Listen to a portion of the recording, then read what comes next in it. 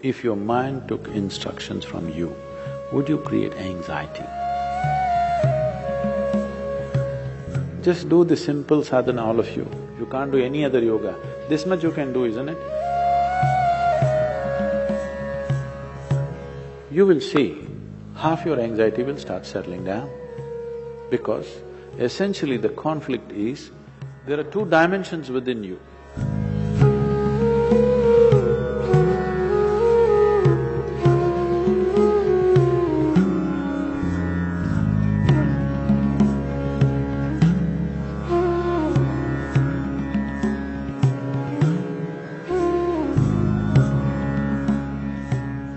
If your mind took instructions from you, would you create anxiety? No. So don't look for answers elsewhere, elsewhere, elsewhere. It is just that your own physiology and your psychological patterns not taking instructions from you. So you said so many things, I try, whatever these big words are floating all over California particularly, about surrendering to it, about letting it go, about… Not for one person has such a thing worked, ever. Has it, I'm asking you? You have anxiety, try to let it go. Does it go? Even a damn flu doesn't go. Yes or no? Even a simple cold does not go, you say go, does it go? So, let's not get into this fanciful states of surrendering, these are all words thrown around. Nobody knows what is surrender. Because when it happens, you will not know it has happened. You can't do it, I surrendered. How's that possible? So, leaving those things, essentially, as I said, you have not read the user's manual of how this works. We need to pay attention to this. The system is made in such a way, if you hold your hand like this, it'll work one way. If you do like this, it'll work another way. If you do like that, it'll work another way. It's a phenomenal process. If it was a simple thing, we could have just beaten it into shape with hammer and anvil, okay? It's too sophisticated. It's a phenomenally complex machine. One needs to pay a certain level of attention to be able to use it for what it is designed for. Otherwise, it'll get itself messed up. Now, there may be many factors, there may be genetic factors, there may be sociological factors, there may be growing up issues, various things. But do not ascribe your problems to any of those things. The important thing is just this, you are not able to have your mind the way you want it. That's the only problem you have, isn't it? The moment you ascribe it, I'm like this because my father was like that, I'm like this because my grandfather's genetics were not okay, you're finished. Because we can't change those guys now. Yes? You can't choose a different father or a different grandfather now, it's over. But you can transform this. You must understand, still it doesn't matter you have anxiety disorder. Still, if you put a piece of carrot, there is an intelligence here which can transform a carrot into a human being. That means every day a new body is being manufactured within you, isn't it? In parts, a new human being is manufactured every day. When the very source of creation is functioning within you and a new human being is constantly being created, if you take little charge of that, you can create an entire new physiological and psychological process. This happened to us some time ago. Last year, we were trekking in Tibet. I was in a tent, I was doing some work and another person was cutting an apple. One of these porcelain knives these days. So the other person around says to this person, "It's a very sharp knife, be careful." It irritates me a bit. I look like this because he's a grown man.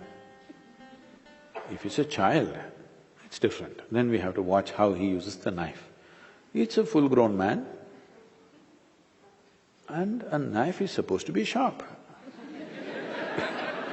If it's not sharp, why do you call it a knife?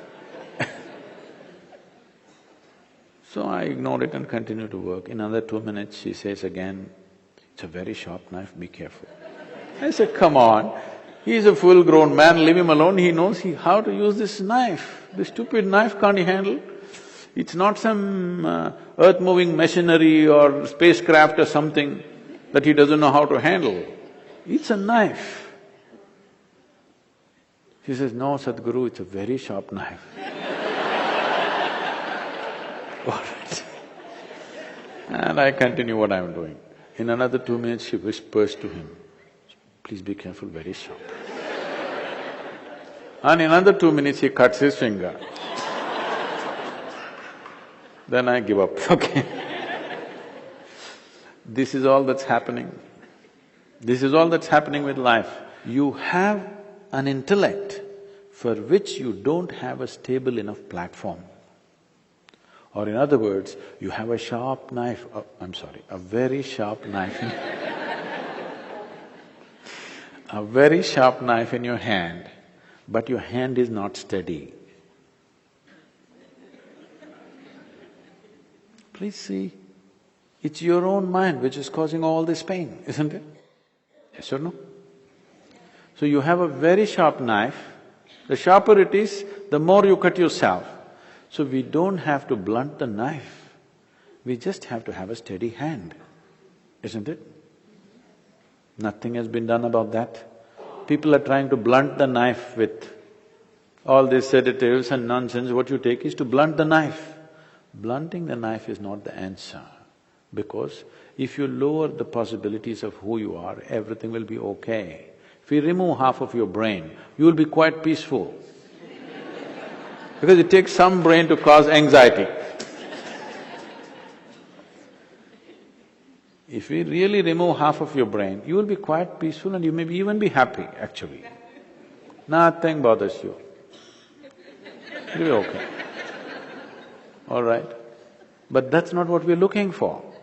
What a human being is looking for is to become limitless in some way.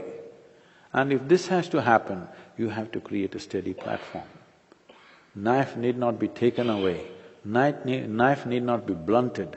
Only thing is, hand needs to be steadied, isn't it? No process to do that.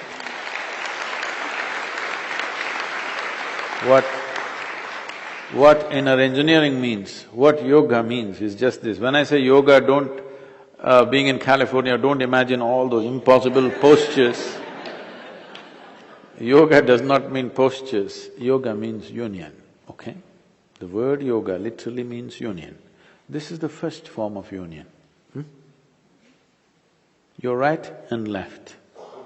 This is called as Pingala and Ida in yoga, the masculine and the feminine within you. Just put it together, just do the simple sadhana, all of you. If you can't do any other yoga, this much you can do, isn't it? What you do is something that concerns your life. It could be the sun coming up. Sun is coming up.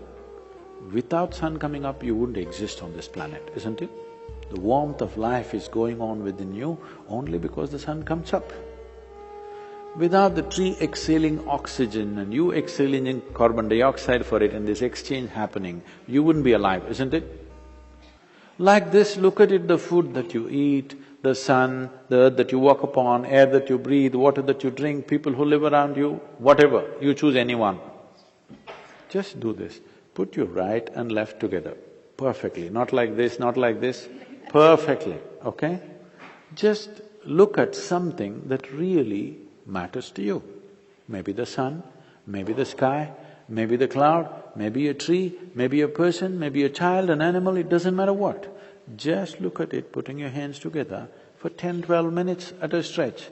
You will see half your anxiety will start settling down. Because essentially the conflict is, there are two dimensions within you. I don't want to go into an elaborate description of this, because the yogic physiology goes elaborately into this. But to put it simply, even the modern medical science is telling you there's a right brain and a left brain, all right? Just put these two things together look at with utmost love and appreciation towards something that matters to you. It could be your wife, it could be your husband, it could be your child, a tree, a dog, sky, sun, moon, whatever. Every one of them are vital for your life, isn't it so? Yes? Whatever you can relate to. Putting these two things together, just look at them with utmost pleasantness that you can generate, recognizing how important they are for you. Many things will change. This is the first form of yoga. If I do this, it'll become difficult. And there are many ways to do namaskar, like this, like that, like that. This is the most simple thing. Start here, okay